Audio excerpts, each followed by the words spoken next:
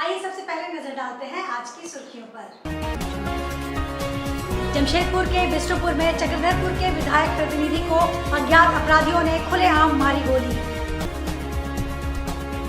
हररगुट्टू में एक युवक ने मोबाइल नहीं मिलने के कारण की आत्महत्या। कांग्रेस नेता ददई दुबे का दिल्ली में हुआ निधन, झारखंड कांग्रेस में शोक की लहर। खबरें अब विस्तार से। बिष्टुपुर के अत्यंत व्यस्त और भीड़-भाड़ वाले क्षेत्र खाओगली में गुरुवार को उस समय अफरा तफरी मच गई जब अज्ञात अपराधियों ने खुलेआम गोलीबारी कर दी। प्रत्यक्षदर्शियों के अनुसार फायरिंग में एक व्यक्ति को गोली लगी है, जिसे तत्काल लोगों ने उठाकर अस्पताल पहुंचाया। घटना के बाद पूरे इलाके में सनसनी फैल गई है। कहा जा रहा है कि बिष्टुपुर की खाओगली अपराधियों का अड्डा बन गया है। यहां पहले भी कई आपराधिक वारदातें अंजाम दी जा चुकी है। यह वारदात डीएमदन स्कूल के ठीक सामने हुई, जहां अपराधियों ने अचानक फायरिंग शुरू कर दी। गोली लगने की घटना के बाद बाजार में अफरा तफरी मच गई और स्थानीय दुकानदारों ने अपने अपने प्रतिष्ठान बंद कर दिए। घटना की सूचना मिलते ही बिष्टुपुर थाना पुलिस मौके पर पहुंची और पूरे क्षेत्र को घेरकर जांच शुरू कर दी है। हालांकि अभी तक पुलिस की ओर से कोई आधिकारिक बयान सामने नहीं आया है। जानकारी के अनुसार जिसको गोली लगी है वह व्यक्ति पश्चिम सिंहभूम जिले के चक्रधरपुर से झारखंड मुक्ति मोर्चा विधायक सुखराम उरांव का प्रतिनिधि शमरेश सिंह उर्फ गुड्डू है। बताया जाता है कि गोली मारने के बाद अपराधी घटना स्थल से फरार हो गए। फिलहाल घायल की स्थिति और वारदात के पीछे की मंशा को लेकर जांच जारी है। यह घटना झारखंड में लगातार बढ़ रही है। आपराधिक घटनाओं की एक और कड़ी के रूप में देखी जा रही है। खाओगली के पास एक गोली चलने की घटना की जानकारी मिली, जिस सूचना पर हम लोग यहां पहुंच के और जो प्रारंभिक तहकीकात किए उसमें एक व्यक्ति जो आइसक्रीम खा रहे थे, चक्रधरपुर रहने वाले हैं, गुड्डू उर्फ समरेश सिंह नाम है उनका, उनको किसी व्यक्ति के द्वारा उनके ऊपर गोली चलाई गई है, जिनको जख्मी स्थिति में टीएमएच में भर्ती कराया गया, जहां वो इलाजरत हैं। आगे हम लोगों के अनुसंधान जारी। हररगुट्टू में एक दुखद घटना सामने आई, जहां 19 वर्षीय आनंद भारद्वाज ने फांसी लगाकर आत्महत्या कर ली। परिजनों के अनुसार आनंद मोबाइल फोन न मिलने से काफी परेशान और तनाव में था। उसके चाचा ने बताया कि रात भर गेम खेलता था, जिसके कारण उससे मोबाइल छीन लिया गया था। तभी से वह तनाव में था। आनंद अजय चौधरी का छोटा बेटा था। उसके पिता पिछले 10 सालों से पैरालिसिस के शिकार हैं और घर पर ही रहते हैं। बड़ा भाई चंडीगढ़ में पढ़ाई कर रहा है। घर की आर्थिक स्थिति भी ठीक नहीं है। 4 बार के विधायक, पूर्व मंत्री और धनबाद के पूर्व सांसद चंद्रशेखर दुबे उर्फ ददई दुबे का बीती रात दिल्ली के सर गंगाराम अस्पताल में निधन हो गया। परिजनों के मुताबिक वे लंबे समय से बीमार थे। ददई दुबे के निधन पर कांग्रेस के पूर्व प्रदेश अध्यक्ष प्रदीप कुमार बालबुचू, डॉक्टर अजय कुमार, पूर्व मंत्री बन्ना गुप्ता, जिलाध्यक्ष आनंद बिहारी दुबे, भारतीय राष्ट्रीय छात्र संगठन जमशेदपुर महानगर के पूर्व अध्यक्ष रजनीश सिंह, कांग्रेस अनुसूचित जनजाति प्रकोष्ठ के अध्यक्ष जसाई मार्डी, तापस चटर्जी, सुविधा सिंह सरदार समेत अनेक कांग्रेसियों ने शोक जताया है। ददई दुबे झारखंड सरकार में ग्रामीण विकास मंत्री रह चुके थे। 2014 में धनबाद से सांसद भी रहे। इसके अलावा वे 4 बार पलामू जिले की विश्रामपुर विधानसभा सीट से विधायक बने। उनका जन्म 2 जनवरी 1946 को गढ़वा जिले के कंडी में हुआ था। अंतिम संस्कार उनके पैतृक स्थान पर होगा। सरायकेला खरसावां जिला के चंडेल अनुमंडल क्षेत्र के नीमडी थाना क्षेत्र में लगातार हाथियों का उत्पात जारी है। आए दिन हाथियों द्वारा घरों को अपना निशाना बनाया जा रहा है। लोग घरों में भी असुरक्षित महसूस कर रहे हैं। ऐसा ही एक मामला नीमडी के 82 सीरूम व जामडी में देखने को मिला। 82 सीरूम के भरत तंतुबाई के दुकान को झुंड से बिछड़े एक हाथी ने क्षतिग्रस्त कर दिया। घर पूरी तरह से नष्ट हो गया। घर में गल्ला का दुकान में रखे सामानों को भी नष्ट कर दिया। वहीं जामडी के प्रदीप सिंह के पूरे घर को हाथी ने तोड़ दिया और अनाजों को भी चट कर गया। परिजनों ने घर से भागकर अपनी जान बचाई। प्रदीप सिंह ने वन विभाग से हाथी को क्षेत्र से भगाने एवं समुचित मुआवजा देने की मांग की है।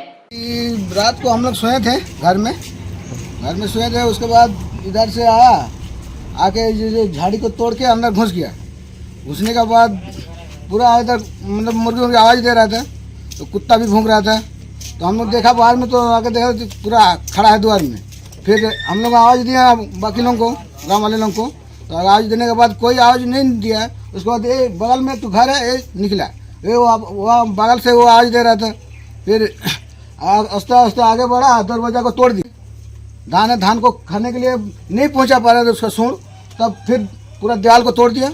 तोड़ने के बाद उसके बाद धान को निकाला है, और निकाल के बाद में थोड़ा बहुत इधर उधर गिराया, खाया। उसके बाद हल्ला किए तब यहाँ से निकल गया। उसके बाद हम लोग घर में था, घर से जब वो यहाँ से थोड़ा दूर साइड हुआ उधर बाहर गया, तब हम लोग बाल बच्चा लेके उधर भाग आए सब।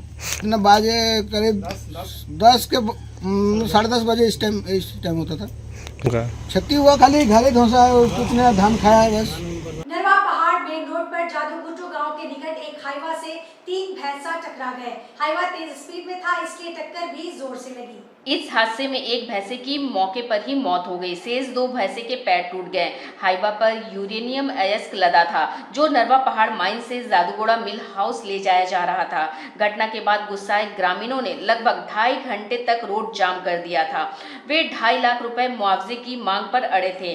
बाद में काफी समझाने बुझाने एवं आश्वासन मिलने पर जाम हटा और आवागमन सामान्य हो सका।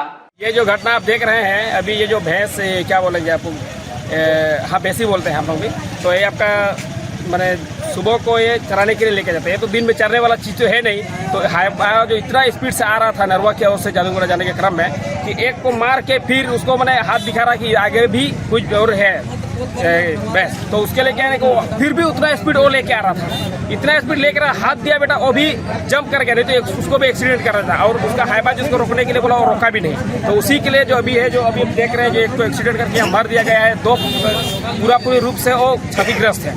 उसका भी जीवन बचेंगे कि नहीं वो तो बोलना मुश्किल है, लेकिन अभी जो है ये हाईवा का है, हाईवा के चलते ही ऐसे हो रहा है। और शुक्रवार की सुबह नेशनल हाईवे 33 पर उड़ीसा से रांची जा रही महालक्ष्मी बस भिलाई पहाड़ी के पास अनियंत्रित होकर बीच सड़क पर पलट गई।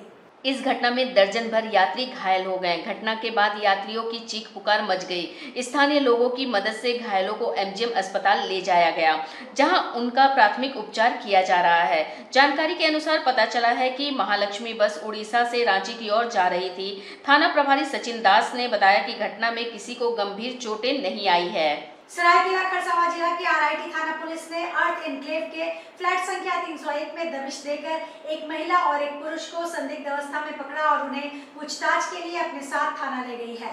थाना प्रभारी संजीव कुमार सिंह ने छापेमारी की पुष्टि करते हुए कहा कि गुप्त सूचना के आधार पर एक महिला और एक पुरुष को संदिग्ध अवस्था में हिरासत में लिया गया है, जिनसे पूछताछ की जा रही है। वैसे सूत्रों की माने तो इस मामले में 3 महिला और 3 पुरुष हिरासत में लिए गए हैं। हालांकि इसकी अधिकारिक पुष्टि नहीं हो सकी है।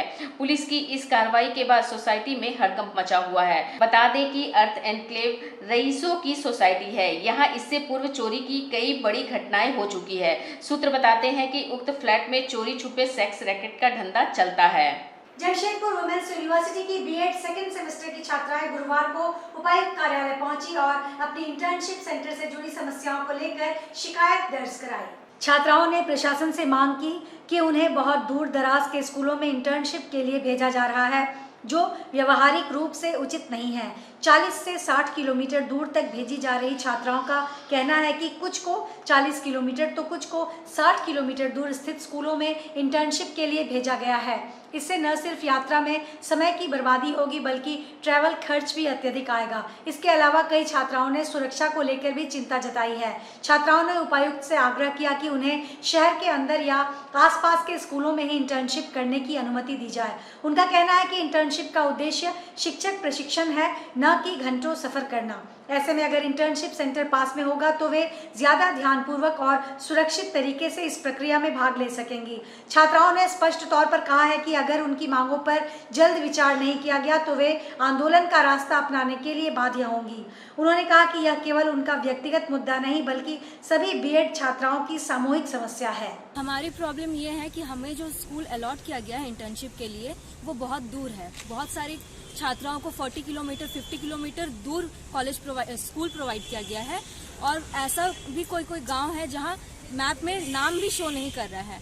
इसी से रिगार्डिंग हम लोग यहाँ आए हैं ताकि हमारा मांग पूरा किया जाए और जो भी स्टूडेंट्स जिनको भी प्रॉब्लम बहुत ज़्यादा हो रहा है, जिनको ट्रैवल करने में बहुत मुश्किल हो रही है, उनको एटलीस्ट 5 to 7 किलोमीटर के अंदर स्कूल अलॉट किया जाए। बस इतनी ही से मांग है और ये चेंज करवाने आए हैं हम लोग वुमेन्स यूनिवर्सिटी के छात्रा हैं, बीएड सेकंड सेमेस्टर। मेरा नाम रिया है।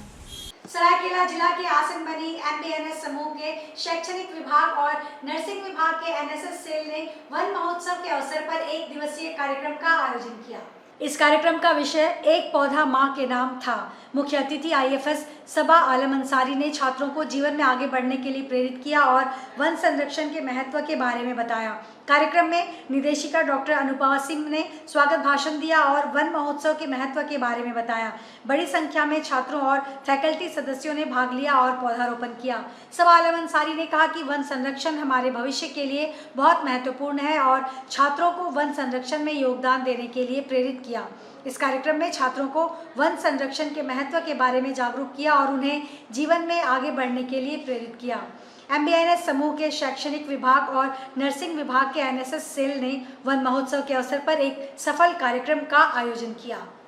NBNS ग्रुप ऑफ इंस्टीट्यूशन की तरफ से एक वन महोत्सव का कार्यक्रम किया गया है। इसमें काफ़ी फलदार के वृक्ष एवं मेडिसिनल प्लांट्स भी लगाए गए हैं और वन महोत्सव मनाने का मुख्य उद्देश्य था कि लोगों के बीच में, खासकर छात्राओं के बीच में वन एवं पर्यावरण के प्रति जागरूकता बढ़ाना और MBNS ग्रुप इस क्षेत्र में जागरूकता के अभियान में शामिल होकर के लोगों को और जागरूक कर रही है। सागजी स्थित बंगाल क्लब परिसर में जमशेदपुर दुर्गा पूजा केंद्रीय समिति द्वारा शुक्रवार को एक प्रेस वार्ता का आयोजन किया गया। 13 जुलाई को बंगाल क्लब में एक दिवसीय महारक्तदान शिविर का आयोजन किया जाएगा। शिविर में शहर की तमाम दुर्गा पूजा समितियों के प्रतिनिधि हिस्सा लेंगे। दुर्गा पूजा समितियों के साथ साथ जमशेदपुर के नागरिकों से भी अपील की गई है कि मानवता के इस पुनीत कार्य में भाग ले। रक्तदान शिविर के सफल आयोजन में बंगाल क्लब, प्रतीक संघ फाउंडेशन और जमशेदपुर ब्लड सेंटर बतौर सहयोग भाग लेंगे। साथ ही समिति की ओर से सभी रक्तदाताओं को प्रशस्ति पत्र और उपहार भेंट कर सम्मानित किया जाएगा। प्रेस वार्ता के माध्यम से हम लोग समस्त दुर्गा पूजा समितियों एवं जमशेदपुर वासियों से अपील करेंगे कि आगामी 13 जुलाई को बढ़ चढ़ के केंद्रीय दुर्गा पूजा समिति द्वारा आयोजित ब्लड डोनेशन कैंप में हिस्सा लें, जिसका आयोजन बंगाल क्लब में किया जा रहा है। प्रातः 9 बजे से लेकर के 4 बजे तक यह आयोजन किया जाएगा। सभी प्रबुद्ध नागरिकों एवं समाज सेवियों से करबद्ध प्रार्थना है, एक विनती है कि इस मानवता के सहयोग के लिए आगे आएं और बढ़ चढ़ के इस केंद्रीय दुर्गा पूजा समिति द्वारा आयोजित ब्लड डोनेशन कैंप में हिस्सा लें। विश्व जनसंख्या दिवस के अवसर पर राष्ट्रीय हिंदू फ्रंट के द्वारा शुक्रवार को जमशेदपुर के DC कार्यालय के समक्ष प्रदर्शन किया गया। यह प्रदर्शन संगठन के अध्यक्ष अमित श्रीवास्तव के नेतृत्व में हुआ। प्रदर्शन के दौरान संगठन के प्रतिनिधियों ने DC के माध्यम से प्रधानमंत्री नरेंद्र मोदी को एक ज्ञापन भेजा। ज्ञापन में देश में जनसंख्या नियंत्रण कानून जल्द से जल्द लागू करने की मांग की गई। ज्ञापन में कहा गया है कि देश की लगातार बढ़ती जनसंख्या न केवल संसाधनों पर बोझ बढ़ा रही है, बल्कि बेरोजगारी, गरीबी, शिक्षा और स्वास्थ्य जैसी मूलभूत सुविधाओं पर भी गंभीर असर डाल रही है। अमित श्रीवास्तव ने प्रदर्शन को संबोधित करते हुए कहा कि यदि समय रहते देश में जनसंख्या नियंत्रण के लिए सख्त कानून नहीं लाया गया तो आने वाले समय में हालात बेकाबू हो जाएंगे। हमारे देश में सीमित संसाधनों के बावजूद तेजी से बढ़ती आबादी विकास की गति में बाधा बनती जा रही है। इसलिए यह आवश्यक है कि सरकार 2 बच्चों का कानून लागू करे और इसका कड़ाई से पालन सुनिश्चित किया जाए।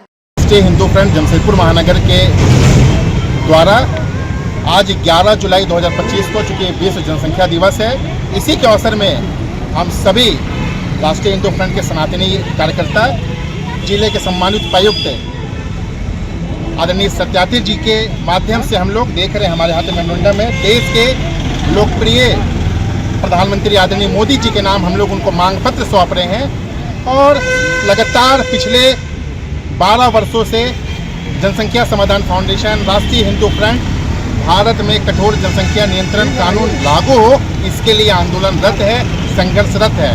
और आज हम लोग निश्चित तौर पे आज विश्व जनसंख्या दिवस के अवसर पर पुनः हम लोग पूरे देश के 400 जिले में आज हम लोग ज्ञापन के माध्यम से ये मांग कर रहे हैं, अनुरोध कर रहे हैं कि भारत में जिस तरह से जनसंख्या में विस्फोटक इसी से लगातार बढ़ोतरी हो रही है, चूँकि संसाधन लिमिट है और अगर हमें भारत को विश्व गुरु बनते हुए देखना है तो जनसंख्या का नियंत्रण पे हमें अंकुश लगाना होगा। आज विधायक सरयू राय के निवास स्थान पर रुद्राभिषेक के बाद महाप्रसाद का वितरण शुरू हो गया है। विधायक सयूर राय ने कहा कि रामार्चा पूजा की शुरुआत अयोध्या से हुई है।